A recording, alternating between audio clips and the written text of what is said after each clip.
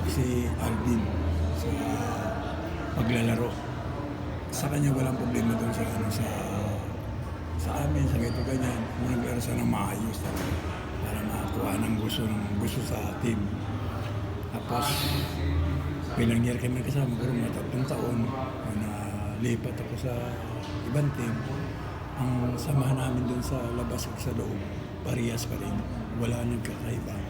Lalo na sa huling bandang huli, naging kumpare ko siya.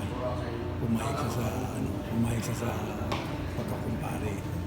Yun, pagkatapos na nag-ano kami, pero matagal kami, tagal namin hindi usap niya, siguro kulang ko na ng 5 years. Nawala ako. Tapos na siya manager na sa sa Pure Food hanggang ngayon. Kahit saan sa magpunta, pinapasalan ko sa bahay. Tapos tumakbo ng biyo sa kainta. Tumulong na rin ako sa kanya sa lahat, sa buhay niya. Yan hanggang ngayon, kahit anong oras ang tawag sa akin, bumabalik ako sa kanya. Magpapakita ako sa buhay ni Alvin. Totoo yun.